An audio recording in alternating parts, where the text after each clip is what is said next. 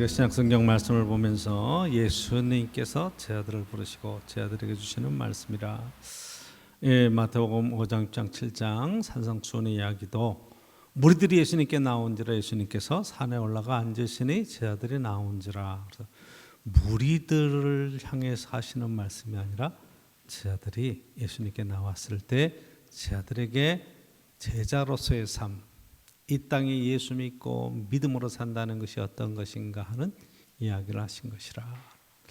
성경에 보면 많은 무리들이 예수님을 따라다녔지만 그 예수님을 따라다니는 그 무리들하고의 그런 삶을 예수님이 갈라놓으시죠. 누가복음의 이야기를 통해서 갈릴리 호숫가에서 예수님께서 무리들을 향해서 말씀하시고 베드로에게 배를 조금 띄기를 명하시면서 깊은 데로 가서 그물을 내려라. 그래서 고기를 많이 잡고 그리고 베드로를 제자로 부르세요. 무리 가운데에서 제자를 부르셨다. 그러니까 하나님 나라의 말씀을 많이 듣고 은혜 받았다 그런 차원이 아니라 그 제자로 부름을 받았을 때 기적을 경험하고 그리고 예수님 앞에 신앙 고백을 드리고 주여 저는 죄인입니다. 그랬을 때 그가 모든 것들을 버려두고 예수님을 따라 나서는 내가 이제부터는 사람을 취하리라 그런 말씀을 듣고 따라 나서는. 요한복음 6장에 보면 거기에 예수님께서 오병이의 기적을 베풀어 주세요.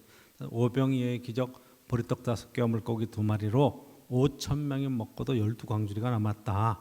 그렇게 보통 마태복음, 누가복음 쓰고 있는데 요한복음은 뭐라고 얘기하고 있는 거 아니?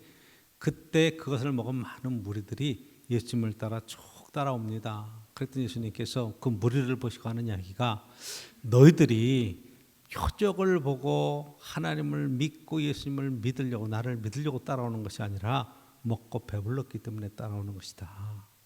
그 시대에 배고픔의 문제를 해결하고 경제적인 문제를 해결하고 하나님 안에서 뭐 문제를 해결하려고 따라오는 그런 무리로 평가하십니다. 그랬더니 썩을 양식을 위하여 일하지 말고 영생하도록 있을 양식을 위해서 하라 이렇게 얘기하세요. 그러면서 나는 하늘로서 내려온 산떡이니 나를 먹는 자는 영생하리라 이야기하니까 무리들이 그 이야기를 듣고 이해를 못하는 거예요. 하늘로서 내려온 산떡이다. 나는 영원한 생명이라고 얘기하시니까 그래서 이 말씀 어렵다. 저거는 뭐 요셉의 아들 예수가 아니냐. 그리고 막 흩어져 가버려요. 그 중에 예수님을 따르던 제자들 가운데서도 일부가 떨어져 나가니까 예수님께서 12제자를 보시면서 너희들도 가려느냐 물어보시면 너희도 가려느냐. 그랬더니 베드로가 그때 고백합니다. 영생의 말씀이 여기 계시오매 우리가 네게로 가오리까. 자, 무리들은 어떤 상황 속에서 유리하면 따라가고 불리하면 떨어지고 그래. 세상 신앙들이 되게 내게 유리하면 가서 열심히 섬기고 불공을 드리고 뭐 정성을 드리고 하지만 내게 불리하면 안 하죠. 근데 성경에서 제자의 삶을 살아간다는 것은 내 생애의 삶의 목표가 하나님 안에서 세워지면서 주님께서 원하시는 삶의 방향을 세우고 하나님의 뜻이 내 인생 속에 이루어지기를. 그래서 내 인생의 목표를 향해서 하나님을 이용하는 게 아니로 하나님의 거룩하신 뜻을 향해서 내 삶의 방향을 세우고 이 유익을 위한 삶으로 나아갈 수 있게 우리의 삶을 방향을 세워주는 그런 아주 대단한 일을 하는 겁니다. 이게 얼마나 귀한 일인가. 인생을 살아가면서 여러분들이 먹기 위해서 사느냐 살기 위해서 먹느냐 뭐 그런 질문도 우리가 해보지만 여러분 먹으려고 사는 사람도 있어요. 그런데 왜 먹어야 되는지 분명한 삶의 목표를 가지고 살아야 될 이유가 있기 때문에 그렇게 열심히 또 인생을 살아가는 사람도 분명히 있는 겁니다.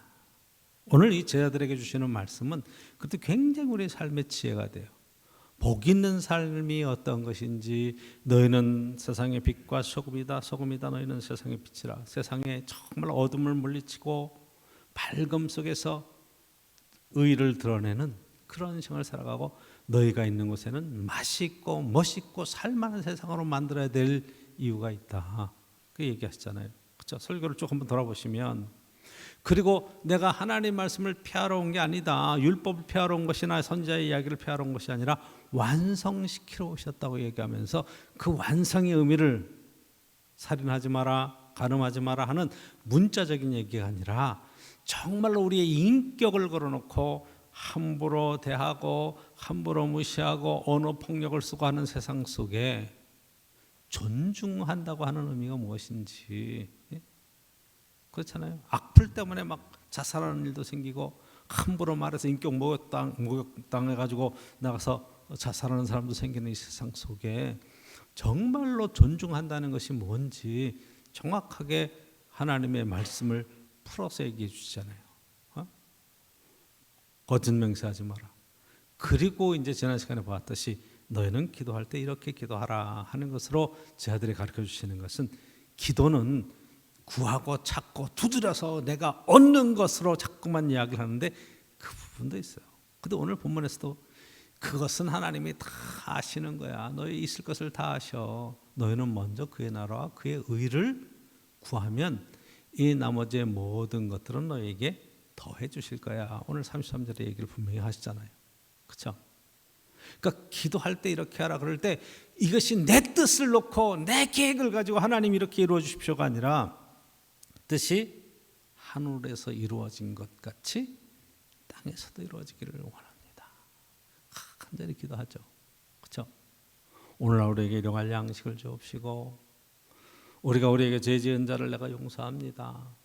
우리의 죄를 용서해 주옵소서. 그러니까 인간관계와 삶에 있어서 하나님의 뜻이 이 땅에 이루어지고 이 땅에서 어떻게 인생을 살아가야 될 것을 대한 이야기를 정확하게 기도로 풀어주시면서 말씀을 하시잖아요. 그리고 이제 거기에 뭐 여러 가지 교훈들이 있죠. 구제에 관한 것, 금식에 관한 것, 여러 가지 얘기가 있고, 오늘 본문에 쭉 넘어오면서 이제 우리가 삶의 가치를 이 땅에 들 건가 하늘의 소망을 들 건가 하는 이야기로 제자들의 삶을 이야기하는 거예요. 여러분, 제자들이 아니면 오늘 말씀을 받아들이기가 참 힘든 부분이 많아요. 예수님이 첫 번째 이렇게 시험 받으신 이야기들은 뭐냐면, 이 떡으로, 이 돌로 떡이 되게 하라, 경제 문제를 해결해라, 먹는 문제를 해결하라. 배고프니까, 배고픔의 문제. 저 여러분들도 뭐 제일 먼저 인생에 있어서 생기는 게 뭐냐, 먹는 문제를 해결하는 게 급선무잖아요. 먹고 살려고 하는 거니까. 그렇죠? 그러니까 이 문제를 이야기하실 때 예수님께서 사람이 떡으로만 살 것이 아니요, 그러죠? 하나님 입에서 나오는 모든 말씀으로 산다. 떡으로만, 말씀으로, 여기에서 차이가 엄청나는 거예요. 저 여러분도 떡이 필요해요. 떡이 필요해요. 먹고 사는 문제가 필요해요. 근데 우선순위가 하나님 말씀 안에서라고 하는 거예요. 이게 중요한 거예요. 인생을 살아가는 삶의 방향이, 세상 가치관이 굉장히 중요합니다. 지금 여러분 대통령 선거를 10며칠 남겨놓고 있죠. 선거는 이랬어요. 전 참 안타까워요. 목표는 대통령 되는 거예요. 근데 여러분, 대통령 되는 데다 목표가 맞춰지면 훌륭한 대통령의 역할을 할 수가 없는 겁니다. 사실은. 그 목표를 이루면 끝나는 거잖아요. 다 됐는데 뭐지? 그렇죠? 여러분, 예를 들어서 내가 서울대학교 들어간다. 그 서울대학교가 목표가 되면 그 사람이 서울대 들어가면 목표를 상실해버리면서 무너지는 청년들이 있어요. 그런 게 아니거든. 내 삶의 인생의 목표를 세워갈 때 여러분, 정말로 내가 해야 될 일들, 하나님께서 나를 부르신 소명이라고 하는 것에 초점을 맞추면 어디에 있든지, 어떤 직종에 있든지, 어떤 직업을, 어떤 일을 하든지 그 가운데서 달인의 역할을 할 수 있는, 세상에 참으로 유익한 삶을 살아갈 수 있는 능력과 지혜를 얻는다 이 말이에요. 우리 대한민국은 여러분들이 단군 신화, 뭐 신화라고 얘기해도 좋고 단군 설화라고 얘기해도 좋은데, 거기에 이게 신이 인간 세계에 내려오면서 큰 제세이와 홍익인간이라고 하는 홍익인간. 홍익인간이니까 뭐 옛날 열차하면서 이렇게 홍익 넓게 이익이 된다는 거예요. 널리 이익이 되는 삶의 가치를 놓고 제세이와 세상을 이롭게 하는데 세상을 이롭게 만드는데 삶의 가치와 정치 철학, 이 국가의 목표를 세운 거예요. 그건 대통령이 왜 되려고 그러냐? 많은 사람을 이롭게 하고 이 국가의 이익이 되는 쪽으로의 방향을 세우는 건국이념도 마찬가지죠. 거기에 맞는 사람이 세워지는 게 굉장히 중요해요. 당신 왜 회사를 하려고 그러냐? 왜 사장을 하느냐? 돈 벌어야죠. 잘 살아야죠. 아니, 세상을 이롭게 하고 함께 잘 사는 세상을 만들어야죠. 이 회사 제품이 사람들의 건강과 삶을 부여하게 하고 그리고 건강을 세워가고, 여러분 돈 버는 데 초점이 맞아지면 무슨 짓이든지 하잖아요. 그런 세상을 만드는 게 아니에요. 예수님의 말씀 속에서 오늘 보는 것은 바로 이 부분을 보는 거예요. 그렇죠? 그래서 너희를 위해 보물을 땅에 쌓아두지 마라. 이런 건 세상적인 것에 부여함으로 그것을 인생의 목표와 가치로 삼지 말아라. 그렇죠? 그건 다 흐트러지고 무너지는 거야. 20절에 오직 너희를 위해 보물을 어디에? 하늘에 쌓아두라. 그렇죠? 그럼 뭐예요? 하늘에 쌓는 것이 뭐 공중에다 띄워 쌓는 거예요? 그런 차원이 아니죠. 그렇잖아요. 하늘에 쌓아두는 게 뭐예요? 하나님의 뜻대로 살아가면서 이 땅에 하나님께 인정받고 칭찬받고 하나님의 뜻이 이 땅에 이루어지기를 위해서 살아가는 삶의 모습이죠. 그렇잖아요. 물질을 가지고 하나님의 선하신 뜻을 따라 살고 우리의 재능을 가지고 하나님 앞에 쓰임받는 인생을 살아가는 것, 그런 것들이 하늘에 쌓는 보화가 되겠죠. 그렇죠? 여러분들이 열심히 희생하고 섬기는 그런 모든 활동들을 통해서도 하나님께서는 그 수고했음을 기억해 주시는 거죠. 21절에 보면 네 보물이 있는 곳에 네 마음도 있다 이야기하시죠. 내 마음이 어디가 있어요? 뭐가 목표예요? 사실 저 여러분들이 아주 수고하고 애쓰고 노력한 것만큼 먹을 수 있다. 성경은 굉장히 귀하게 생각해요. 내가 심은 것을 내가 먹을 것이다. 내가 심은 것을 내 아들, 딸들, 내 손자, 손녀들이 먹을 것이다. 나무 하나 심어놓은 그 열매를 내가 먹을 것이다. 여러분, 고대에는요, 내가 심고 내가 못 먹는 일들이 얼마나 많아요. 와서 약탈해가지 훔쳐가지, 전쟁이 일어나면 정말 다 털어가지, 노예로 다 끌려가지. 내가 심어놓은 거 내가 먹는다는 게 얼마나 큰 축복인데요.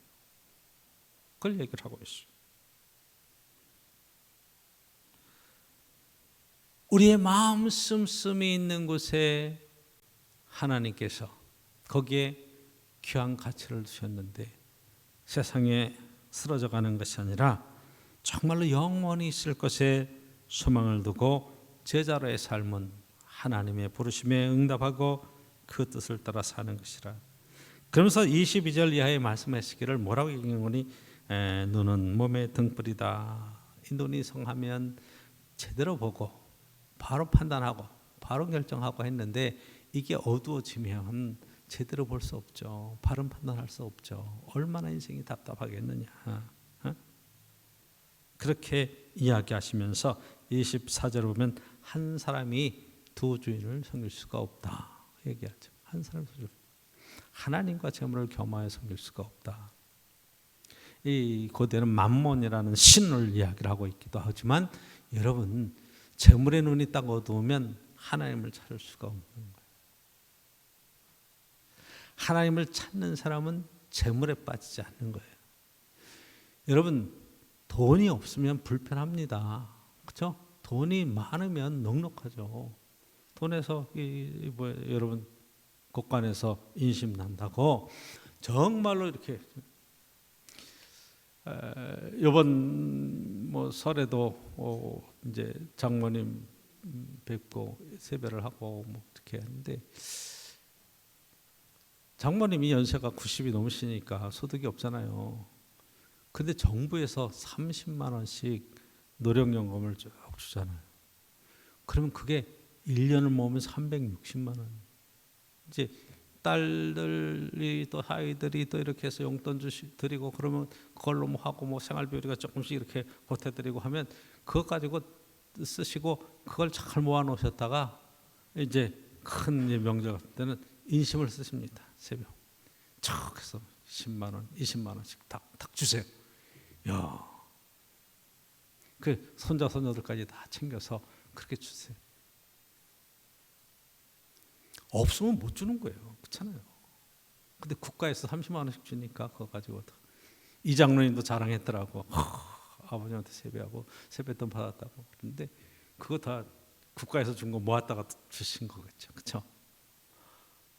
그때 안 쓰고 모으면서 그렇게 줄 때 어머니의 마음이 얼마나 뿌듯하실까? 아버님의 마음이 얼마나 흐뭇하실까? 예? 나이 들어서 받는 저도 참 감사하고 고맙고 아이 쓰시죠 뭐. 아이 됐네 이 사람아. 딱 주는데 얼마나 감사해요. 그렇죠? 그러니까 국가가 효도하는 거예요. 사실은 노령연금이 한 달에 30만 원씩 주는 게 그게 그러니까 재물이 있는 곳에 이 씀씀이가 있는. 근데 여러분 그 재물은 사용하는 거죠. 재물을 짚고 그것에 욕심을 부리기 시작하면 나눌 수가 없죠. 그렇죠? 열심히 모으십니다. 열심히 모으셔. 그래서 모으시는 이유를 잘 보니까 나중에 내가 죽더라도 자식들에게 장례 치를 때 장례 비용이라도 모아야 되지 않겠나. 그리고 모으시는 것도 있는 것 같아요. 이렇게 되도록이면 폐를 안 끼치려고. 부모의 마음이라는 게 그런 것 같아요. 재물을 가지고 욕심에 거기에 들어가면 하나님 섬길 수 없고 이웃과의 관계를 맺을 수가 없어요. 그렇죠? 만나면 돈 써야 되는데 어떻게 만날 수 있겠어요? 그러면서 주님께서 우리에게 얘기하시기를 여러분 25절에 무엇을 먹을까 무엇을 마실까 무엇을 입을까 염려하지 마라. 염려하지 마라. 먹고 입고 쓰고 사는 것 하나님이 다 책임지시고 그렇게 해주시니까 너희는 먼저 그의 나라 그의 의를 구하라. 그럼 다 이 하나님이 책임져 주실 거야. 그렇게 말씀하시는 것을 보게 되죠. 여러분 오늘 본문 속에서 제가 여러분들이 함께 누릴 몇 가지의 상황들을 함께 보고 싶어 하는 겁니다. 첫 번째가 오늘 말씀 속에서 제 아들에게 주시는 말씀 속에 세상의 재물에 마음을 빼앗기지 마라. 지금 웬만큼들 사시잖아요. 물론 어려운 가정도 있고 좀 넉넉한 가정도 있고 그런데 먹을 것 때문에 무엇을 먹을까 염려하는 그런 가정들이 있습니까?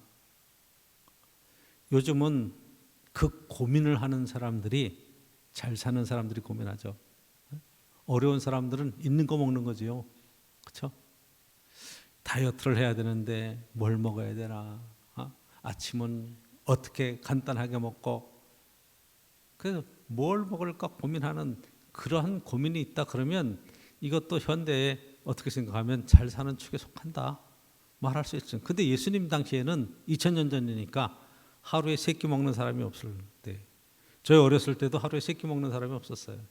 점심 때 보면 도시락 싸가지고 가야 되는데 도시락 못 싸오는 애들도 꽤 많이 있었어요. 같이 나눠 먹고 뭐 이런저런 일들 부지기수로 우리가 봤으니까요. 어려운 때를 살아가는 삶의 자리에 뭘 먹을까 염려하지 마라. 정말 어떻게 생각하면 대책 없는 이야기죠. 초대교회가 어떻게 했어요? 먹을 걸 다 싸가지고 와서 함께 예배드리고 먹고 그리고 헤어지면서 그걸 주의 만찬으로 성찬으로 그렇게 예배드리며 함께 교제를 나눴던 모습들을 보잖아요. 한 끼 먹는 것이 참 얼마나 귀한 시대였는지 모를 때에 무엇을 먹을까 염려하지 마라. 무엇을 입을까 염려하지 마라. 여러분 아침에 나올 때 무엇을 입을까 염려하셨습니까? 어떤 분은 그러더라고요. 이게 나오려고 옷장을 쫙 열어보면 입을 옷이 하나도 없다고 말해요. 입은 옷이 하나도 없다고 그래요. 그래서 왜 없냐? 이거는 유행이 지났고, 이거는 낡았고, 이거는 뭐 어쩌고, 색깔이 어쩌고 저쩌고 그러면서 아니 꽉 차 있어. 근데 입을 게 없다는 거예요. 뭘 입고 나갈까? 이 걱정하지 마라. 그 얘기겠어요? 아니 이때는 한 벌 가지고 살았어요. 한 벌 갖고 살았어요. 그 두툼한 외투는 그게 밤에 이불이 되어버렸어요. 그런 시대를 살고 있는 거예요. 그런데 하나님이 먹이시고 입히시고 다 갖고 주신다는 거예요. 그 얘기를 하시는 거죠. 그렇죠? 이 재물에 관심을 가지고 이 땅에서 어떻게 살까 그것 때문에 마음을 빼앗기지 마라. 하나님 믿으면서 하나님께서 이루실 일에 대한 소망을 가지고 살아가라. 누가복음 12장에 보면 한 부자의 이야기가 있어요. 한 부자의 이야기가 있는데 그 부자가 농사를 많이 지었나 봐요. 그에도 풍년을 해가지고 엄청 많이 거두었는데 그걸 쌓을 창고가 부족했어요. 그 창고를 더 짓기로 했어요. 좋은 일이죠. 그리고 그 부자가 한 얘기가 창고를 더 짓자 그러고 쌓아놓고 그리고 하는 얘기가 내 영혼아 먹고 마시고 즐기자. 내 영혼아 이제 재물을 많이 쌓아놨으니 먹고 마시고 즐기자. 아니 재물을 많이 쌓아놓으면 영혼이 즐기는 건가요? 근데 그때 예수님께서 딱 한마디 하시죠. 그 영혼을 그날 밤 하나님이 찾으시는데 데려가시면 쌓아놓은 것이 누구 것이 되겠느냐. 이 땅에 쌓아놓은 것이 누구 것이 되겠느냐.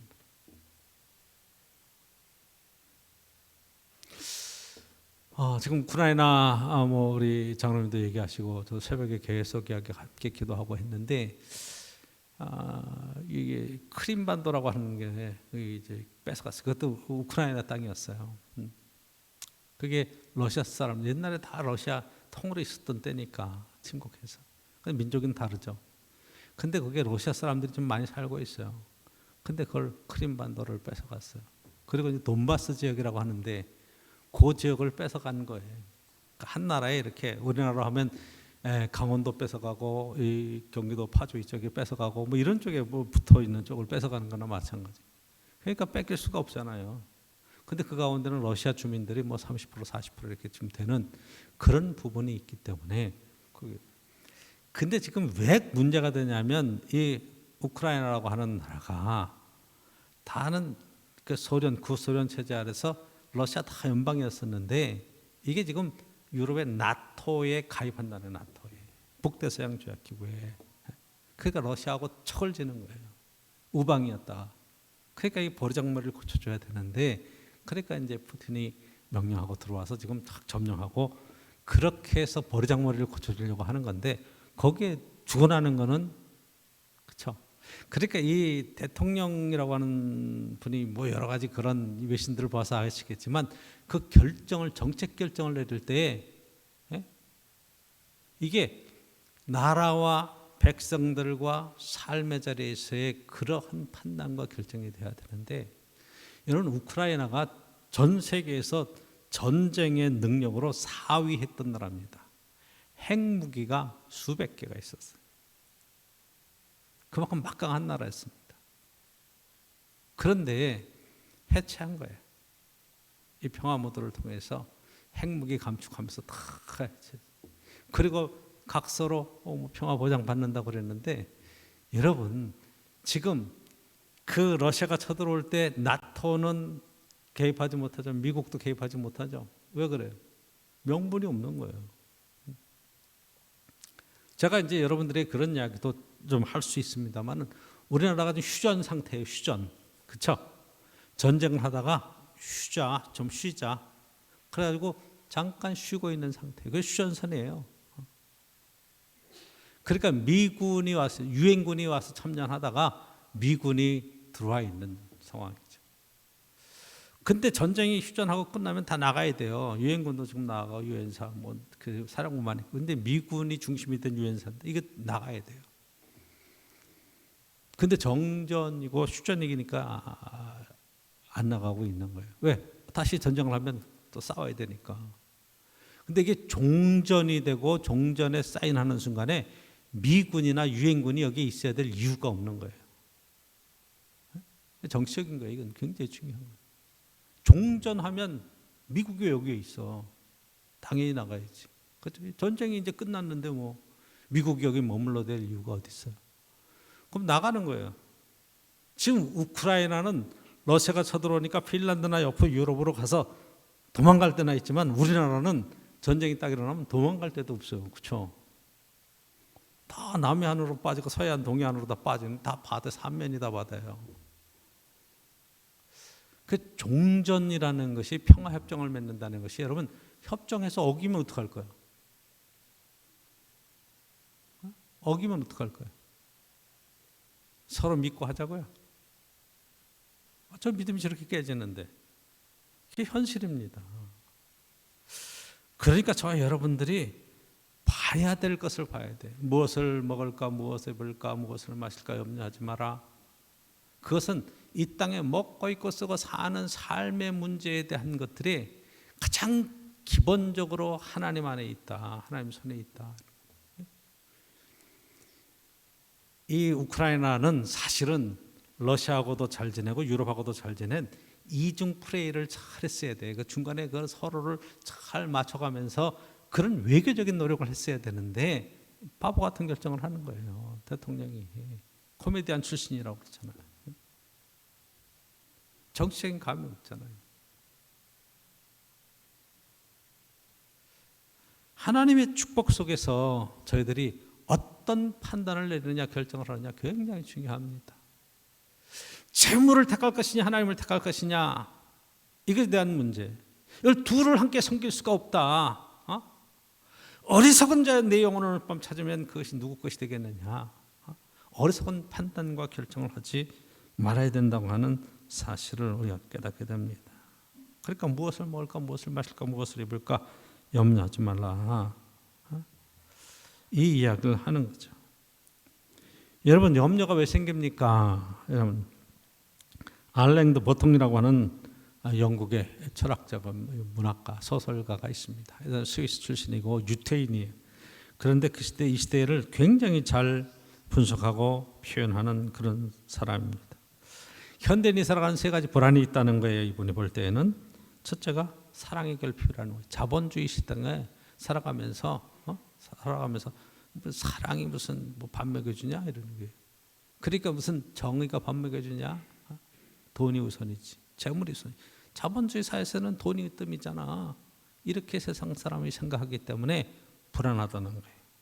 둘째가 속물근성 때문에 그렇다는 거예요. 속물근성이 뭐냐 하면 여러분 이 외모지상주의, 멋지고 잘생기고 예쁘고 명품 가방 들고 옷 잘 입고 이거를 우선 가치를 두고 나니까 속 사람보다는 겉을 꾸미는 데 사람이 신경을 쓰고 그 외모 때문에 이러니까 불안하다는 거예요. 세 번째가 불안한 것은 이게 능력주의가 있어요. 그러니까 자본주의의 제일 큰 특징은 능력이에요. 능력이 있으면 존중을 받고 쓰임 받는데 능력이 없으면 패배자 취재하고 쓰레기 취급받는 그런 시대를 살기 때문에 우리가 참으로 세상 살아가면서 자기 위치에 대해서 늘 불안하고 어떻게 살까 이 불안하고 그러니까 오늘 예수님께서 재물에 관한 이야기 땅에 쌓는 이야기 이 땅의 기준을 갖고 세상을 평가하는 이것 때문에 불안하다는 거예요. 그럼 이걸 어떻게 해석할 것인가 이걸 어떻게 해소할 것인가 굉장히 중요하죠. 이 불안함을 인생을 살아가는 삶에가 내가 왜 사는지 뭘 위해서 사는지 잡아야 된다는 거예요. 오늘 말씀 그대로예요. 하늘에 소망을 두고 하나님께 소망을 두고 살아가면 된다고 이야기하죠. 첫 번째가 두 번째가 이제 예술적인 감각이 있어야 된다는 거예요. 그 미술도 때로는 문학도 시도 음악도 이런 것들이 우리의 감성과 영성을 풍부하게 하는데 삶을 부여롭게 한다는 거죠. 각박할수록 그런 데 쓸 시간이 없는 거예요. 근데 여러분 드라마 하나 보면서도 마음에 뭉클함이 있고 눈물이 있는 사람은 그래도 감성적이고 그래도 이 땅에 살아봐야 될 가치성에 대한 그걸 갖고 사는 사람들이라 이 말이에요. 자신의 고상함을 찾을 수 있는 그런 삶의 자리. 세 번째가 기독교 정신이죠. 하나님에 대한 믿음이 있는가 없는가 굉장히 중요한 거예요. 믿음이 없이 세상을 산다는 것은 참으로 불안하기 때문이거든요. 특히 기독교의 사랑과 희생의 정신은 우리의 삶을 더욱 높일 수 있는 귀한 일들이 되기 때문에 그렇다는 거예요. 그러니까 염려가 없다는 것이 아니라 염려하지 않고 하나님께 맡길 수 있다는 것 자체가 굉장히 불안을 떨어낼 수 있는 거예요. 이분은 네 번째 어떤 얘기를 하냐면 나그네라는 거예요. 세상에 왔다가 가는 거지 여기에 쌓아놓고 사는 인생이 아니라는 것을 우리들이 알고 인생을 멋있게 즐길 줄 알아야 돼요. 건강할 때 여러분들이 누릴 수 있어야 돼요. 그게 많은 것을 갖고 행복한 것이 아니라 오늘 지극히 작은 것에서 감사할 수 있는 삶을 살아가는 것이 귀하다. 이렇게 이야기합니다. 보통 사람들이 살아가는 그런 삶의 이야기를 이 세상의 그런 학자들도 세상의 철학자들도 이야기하는 것을 보게 돼요. 그렇죠? 그러니까 두 번째 염려와 근심에 관한 이야기들은 우리들이 목표를 땅에 꺼다 놓고만 보면 염려스럽고 힘들고 불안할 수밖에 없는 거예요. 집사람이 우크라이나 이 사태 그걸 딱 보면서 막 함께 우리가 기도하는 가운데 너무너무 속상하고 안타깝다는 거예요. 왜? 여보 전직 총리도 총 들고 전쟁터로 나갔어. 그래. 나라를 위해서. 전쟁이 일어나니까 막 폭격이 떨어져서 몇 명이 죽고 몇 명 다치고 막 피난 나가는 행렬 나오고 그러니까 그게 우리 시대에 닥칠까 봐 하나님 앞에 기도할 수밖에 없어. 그렇죠? 저는 그 생각을 해요. 만약에 전쟁이 일어나서 우리에게 직접 폭탄이 여기 떨어지지 않는다고 그래도 여러분 제일 먼저 터뜨리는 게 어디 기관산업 터뜨리겠죠. 그렇죠? 발전소 뭐 이렇게 뭐 그래서 인간의 가장 기본적인 문제들을 끊어버리면 전기 끊어지고 물 끊어지면 어떻게 되겠어요? 여러분 다 아파트 사시잖아. 어떻게 난방을 하고 어떻게 물을 해결할 거예요? 이거는 난리도 그런 난리가 없을 겁니다. 그렇죠? 뭐 전쟁이 하루 이틀에 끝나는 것도 아니고 그러면 누구나 다 거기에 휘말려 들어갈 건데 정치하는 사람들의 그런 머리가 그래서 비상해야 돼요. 너무 순진해도 안 되고 이 국제 정세에 대한 것들을 정확하게 판단할 수 있어야 됩니다. 우리가 이승만 대통령 뭐라고 그래도 여러분 그분은 뛰어난 정치가였어요. 정치외교학과 출신이잖아요. 그때 판단을 너무너무 잘했던 거예요. 전쟁 후에 다 철수해 나갈 때 한미연맹이 해서 미국을 우리나라에 앉혀놓은 사람이 이승만 대통령이거든요. 그 역사적인 그런 배경이 있는 거거든요. 다 철수해 나가려고 그랬어요. 전쟁이 끝났는데 휴전이 됐는데 있어야 될 이유가 없는데. 그래서 그 북한에서도 얘기하잖아요. 미국의 역량 아래 이렇게 발전을 이루었다. 어떻게 생각하면 거기 붙어서 기생충처럼 컸다 그러는데 여러분 그런 차원의 얘기가 아니에요. 이것은 전쟁 억제력이라고 하는 것은 굉장히 그런 면에서 중요한 겁니다. 그래서 오늘 본문 말씀에 여러분 결론적으로 이렇게 얘기합니다. 세 번째로 33절에 그런즉 너희는 먼저 그의 나라와 그 의를 구하라. 그러면 이 모든 것을 너에게 더하시리라. 먼저 하나님 앞에 우리가 기도하고 하나님의 뜻을 구하면 그 안에서 하나님께서 채우시며 더해주시는 축복이 있는 거예요. 무엇을 먹을까도 채워주시고 무엇을 입을까도 채워주시고 무엇을 맞을까도 채워주시고 하나님께서 우리의 삶 전체를 해결해 가시는데 하나님의 뜻을 이 땅에 온전히 이룰 수 있게 만들어 놓으시겠다 이렇게 말씀하시는 거죠. 구약성경에 하는 이야기가 뭐예요? 이스라엘 백성들을 이끌고 가나안 땅에다 앉혀놨을 때 적과 꿀이는 흐르는 땅에서 너희가 내 말에 순종하고 내 뜻대로만 살면 너희들은 세계에서 가장 뛰어난 민족으로 세상에 축복을 누리는 민족으로, 세상 모든 민족에게 복을 끼치는 민족으로 살아갈 수 있을 거야. 그 말씀하셨죠.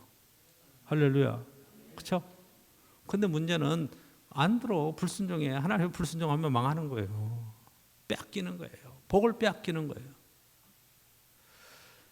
여러분, 우리가 하나님 앞에서 이 땅에 교회가 세워지고 기도하면서 세계 민족 안에 이 대한민국의 위상이 얼마나 높아졌는지 몰라요. 다른 건 몰라도 여러분, 외국에 우리나라 여권을 딱 가지고 들어가면 여러분 보지도 않고 그냥 축축축축 나가. 대한민국 사람들은 그래요. 그게 국력이에요, 사실은. 그렇게 환영한다고요. 저희들이 태국 가서 캄보디아, 그 미얀마 선교 들어갈 때도요, 여러분 여권 그냥 태국에서 쑥 붙이면 대한민국 그냥 쑥 들어가요. 그냥 거기에 비자도 안 받아. 비자 문제 국가가 여러분 한 200개, 180 몇 개, 190개 막 이렇게 돼 버리니까 미얀마 들어갈 때도요, 여러분 여권 턱 보이면 그냥 들어가요. 국력이 그만큼 세졌다는 거예요.